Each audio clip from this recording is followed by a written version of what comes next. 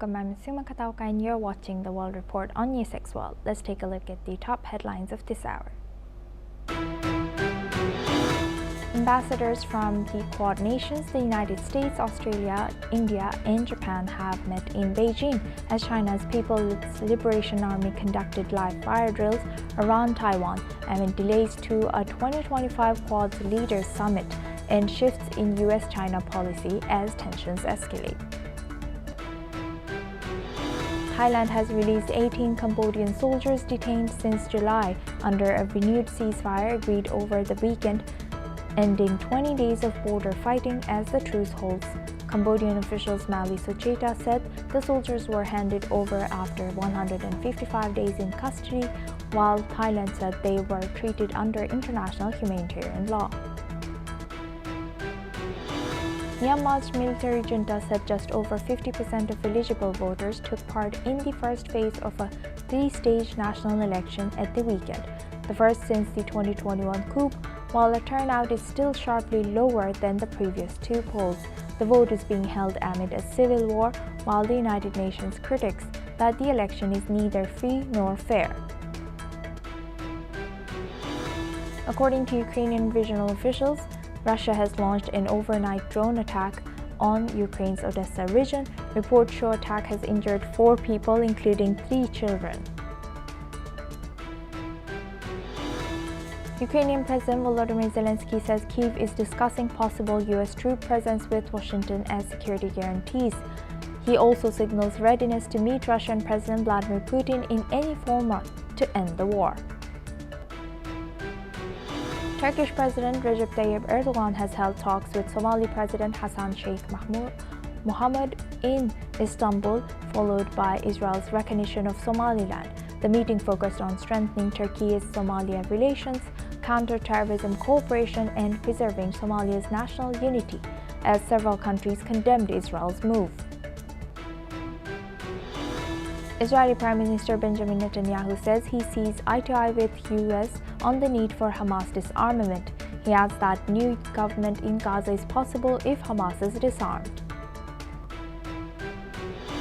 The United Arab Emirates said it is withdrawing its remaining counter-terrorism forces from Yemen as rift between the UAE and Saudi deepens.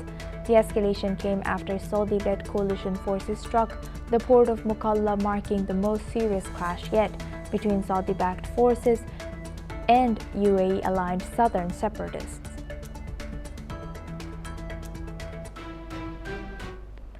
Now we start with Ukraine. Ukraine is ramping up diplomatic efforts as national security advisors from the country and the coalition of the willing prepare to meet in Kyiv on January 3rd. Ukrainian President Volodymyr Zelensky has announced a leaders' summit will follow in France on January 6th to advance the peace talks. Zelensky has thanked US President Donald Trump for his willingness to participate in all effective formats. He has said that teams discussed next steps and priorities following his bilateral meeting with Trump at Mar-a-Lago on December 28th. The talks lasted over 2 hours, and Zelensky said both US and Ukrainian negotiating teams will meet next week to finalize issues discussed. Trump's meeting with the Ukrainian delegation and European leaders is also planned for early January. Meanwhile, Russian Foreign Minister Sergei Lavrov has claimed the European Union is the main obstacle to peace, accusing Brussels of preparing for potential conflict with Russia, adding complexity to ongoing negotiations. Now for this discussion, we welcome Professor Vasilin Popovsky. He's a professor and vice dean at Jindal Global Law School, joins us live from Tokyo. Oh, thank you very much, Professor, for joining us once again. Good to see you.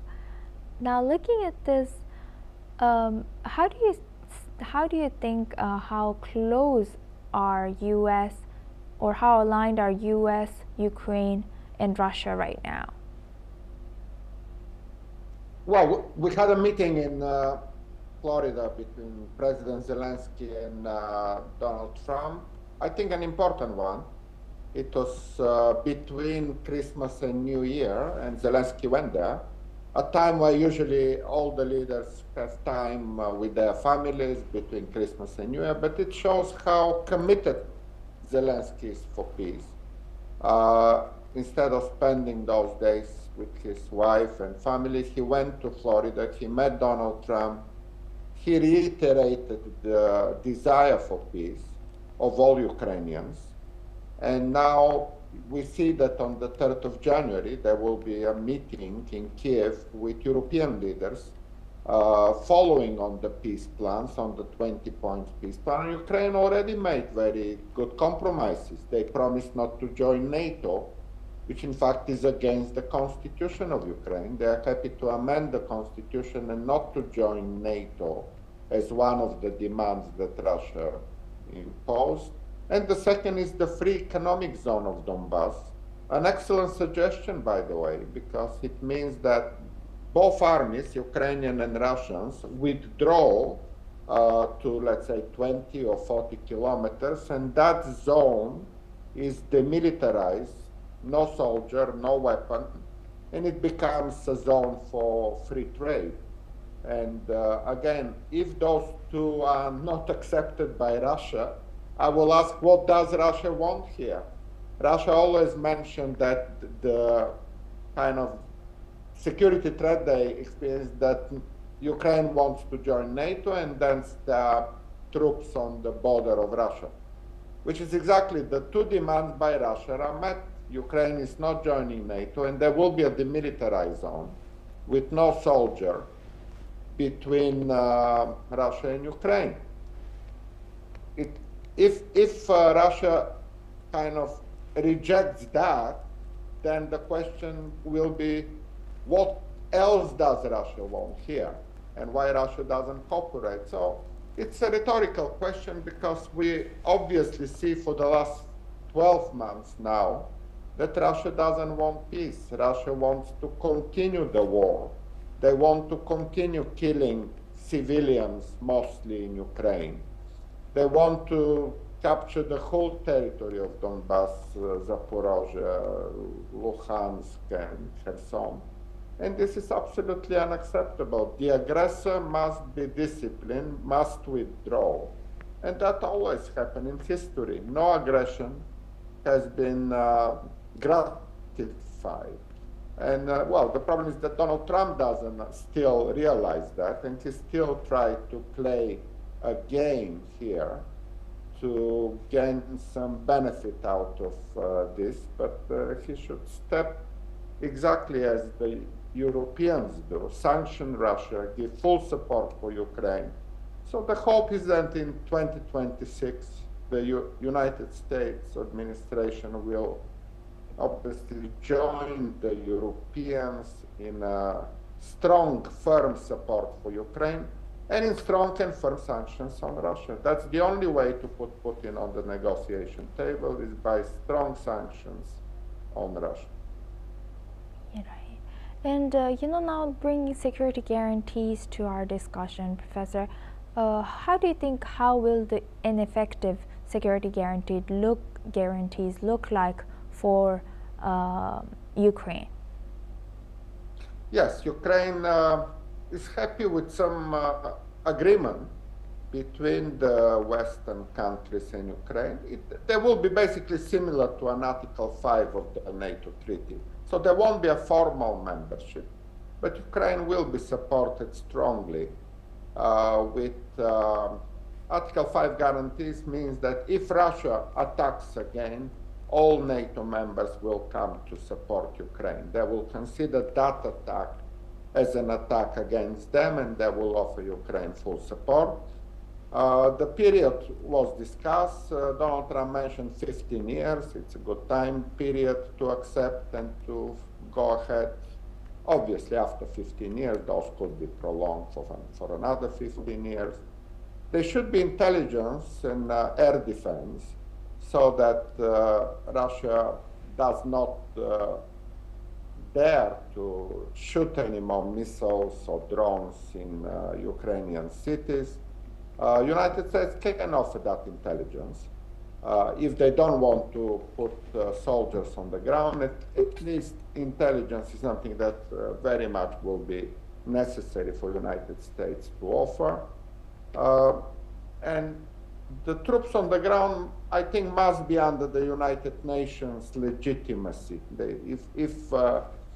It doesn't matter what nationality there will be, and there might be a debate whether this should be from Turkey, from Arab countries, from any other countries. It doesn't matter once United Nations steps in and offer that demilitarized zone can be patrolled by United Nations, like it happened many, many times in history.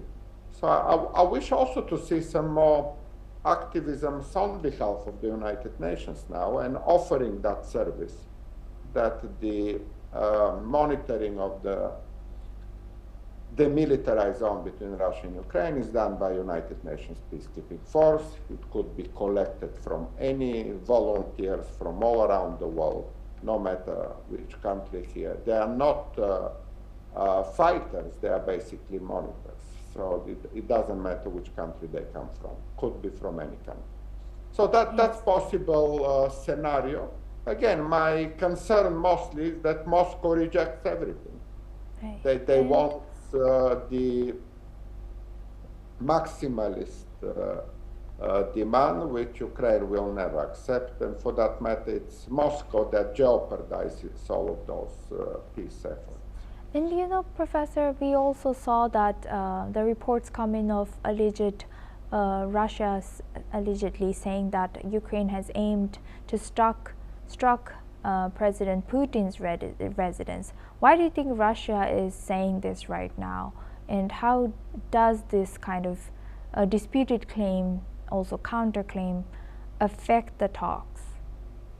Well, this is another method of Russian manipulation, trying to delay the peace negotiations, using all kind of, lies and fake news. They accuse Ukraine of everything. There was a terrorist attack last year in Moscow, and again, Ukrainian was the first to be blamed, which turned out to be an Islamic group. So these are the Moscow lies and manipulations. We've heard them all the time. Again and again, they suggest that Moscow is not serious about peace. They want to continue the war. There are no, they don't show any evidence when they make any claims. So I will just not listen to Moscow.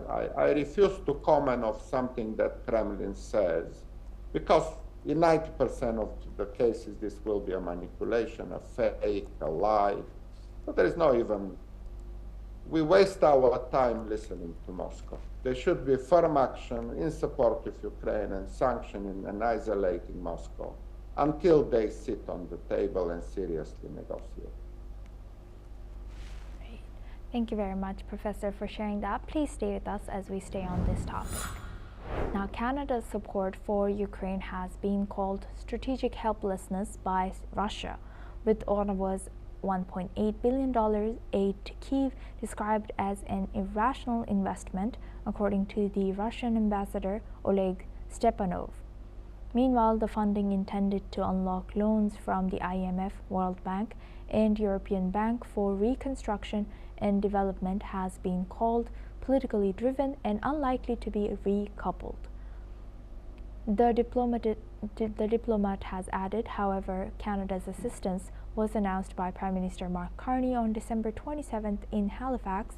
Ukraine faces a projected financing gap of $136.5 billion from 2026 to 2029, including a $63 billion deficit over 2026 to 2027, according to the IMF.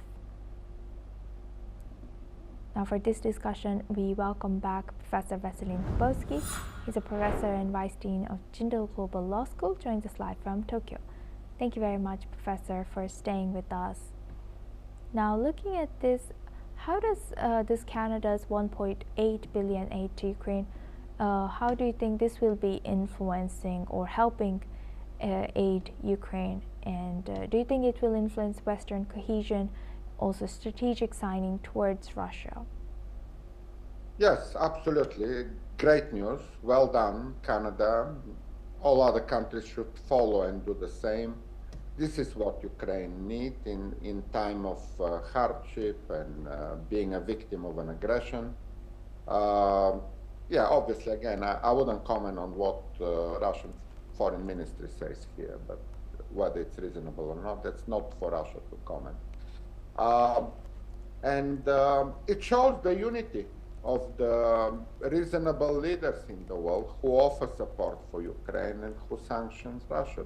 That's what every reasonable leader in the world should do, what the Canadians did.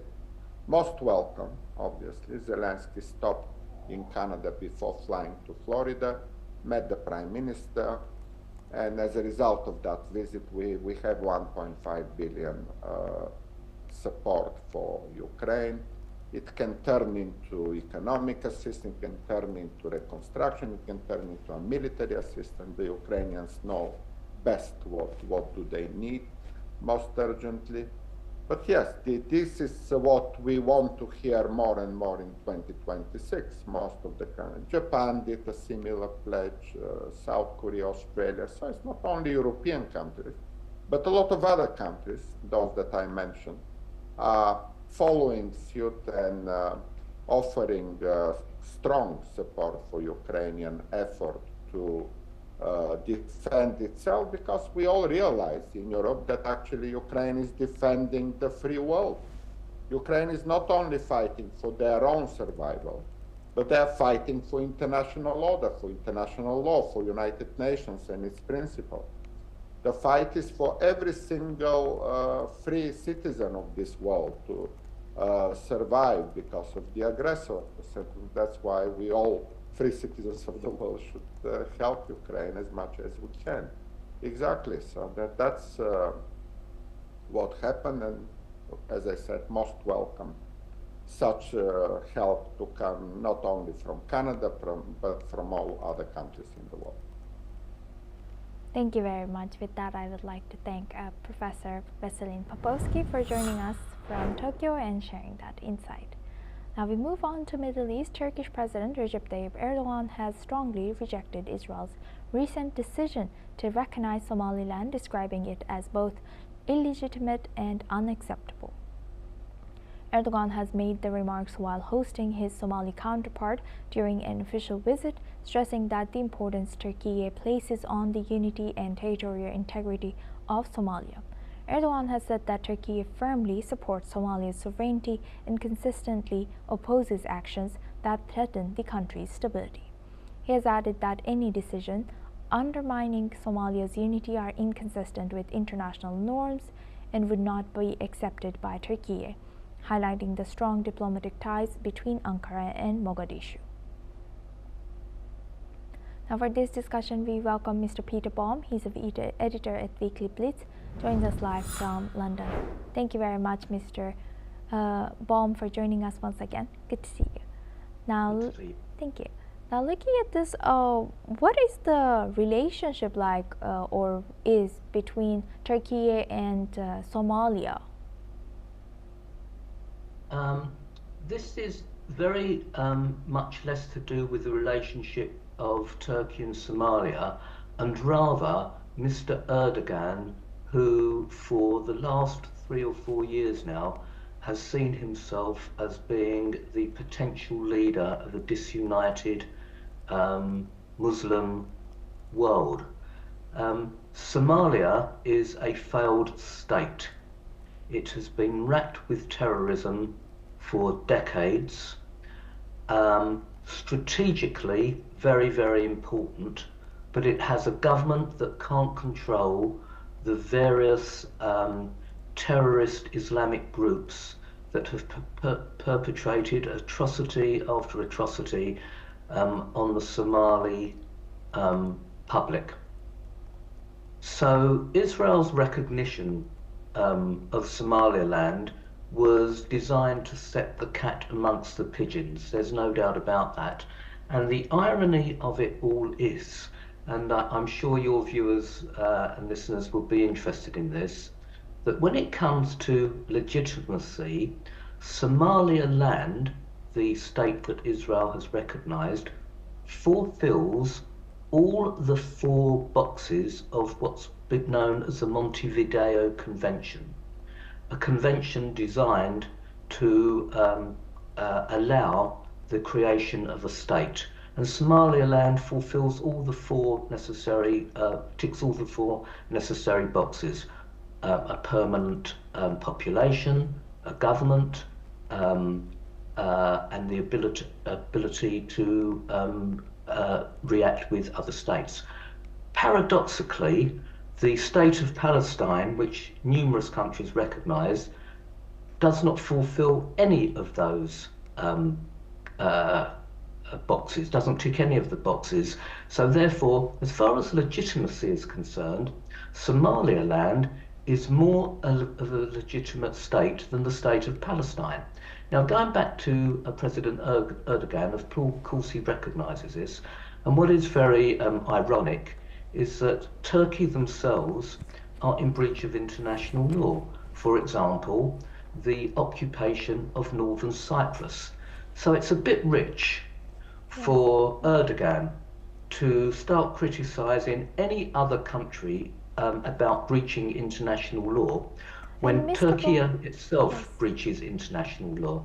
Yes, and Mr. Baum, you know, building on the fact that you mentioned the legitimacy, Somaliland ticks all the boxes of being a legitimate state. So why are other countries not recognizing it? Why has only Israel done this so far? That's very interesting, but I think this is more to do with the Arab Muslim bloc at the United Nations and the fear of other countries to go against that bloc because of trade reasons, political reasons, that kind of thing.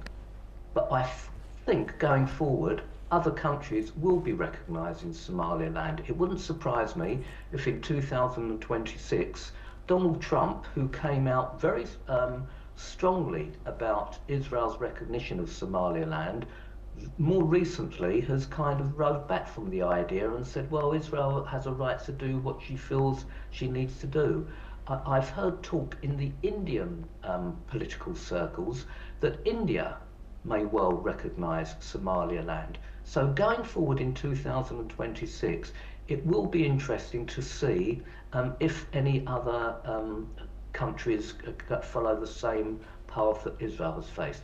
One other thing that I think is worth mentioning to your audience, and that is 24 hours ago, Turkey was rocked by an ISIS attack, which has been kept under wraps, but it's still readily available, or a lot of it is still readily available on various social media posts, including YouTube, where a number of Turkish police officers and ISIS terrorists were killed.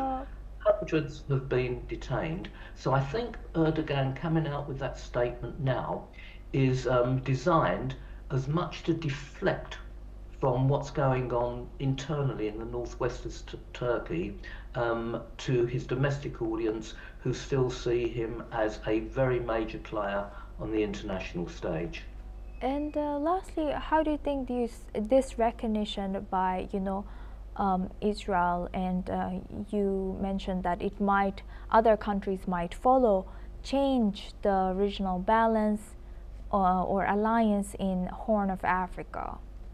If Israel is the sole recogniser of the country of Somaliland, then clearly the regional balance is not going to change. It's just going to remain a thorn in the side of the anti-Israel bloc and the pro-Muslim bloc, let's say.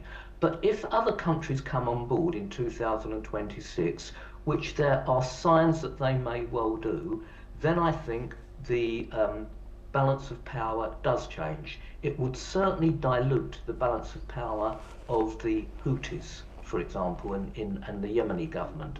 It would certainly dilute the balance of power of the Islamists currently running that part of the world. So yes, I think at the moment, if Israel is the only country that recognises Somaliland, and undoubtedly there will be some kind of trade agreements between the two, If Somaliland joins the Abraham Accords, I think that would give the incentive to Donald Trump to look further into this and perhaps even recognise Somaliland from the Trump administration. If that happens, then the balance of power changes significantly. Thank you for highlighting that. With that, I would like to thank Mr. Peter Baum for joining us from London and sharing that insight with us on NewsX World. Now we move on to our next news. To Asia, China has slammed countries that have criticized its drills near Taiwan, calling them irresponsible. Meanwhile, Beijing residents have expressed their approval of the military drills. China has launched missiles and deployed dozens of fighter jets, Navy ships, and Coast Guard vessels to encircle the island on Monday and Tuesday.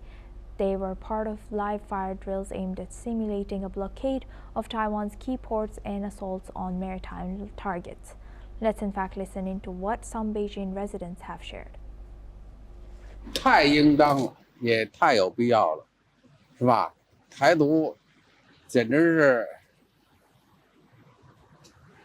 对中国来说简直是一大伤痛。任何一个国家都可以拿台湾问题对中国施压。视频就是说中国已经把台湾海峡这不围了吗？他所有的进到台湾的这些船只都要被检查。如果有从美国也好，从国外也好，运到台湾这些武器装备，中国政府要出手的。但其实能看到我们有一些实际行动，比较振奋民族信心，然后能够让我们坚信吧，反正能够为维护祖国统一做了很多强有力的实质性的试探，我觉得这样都是一些利好的信息吧。然后我们还是支持国家，无论他做什么选择，然后我觉得对整个中华复兴是比较有意义的吧。Now we move on to space news. NASA will preview 2 spacewalks planned on January outside the International Space Station. Astronauts Mike Fincke and Zena Cartman will exit the Quest airlock to prepare a power channel for future rollout solar arrays on January 8th. Cartman will take her first spacewalk, while Fincke will complete his 10th. However, a second spacewalk is being scheduled for January 15th, where the astronauts will replace a high-definition camera, install a navigation aid, and relocate parts of the station's fluid system. A media briefing is set for January 6th at NASA's Johnson Space Center, with live coverage available online. This will be the 278th and 279th spacewalks on the ISS, marking the first for Expedition 74 and supporting long-term maintenance and upgrades.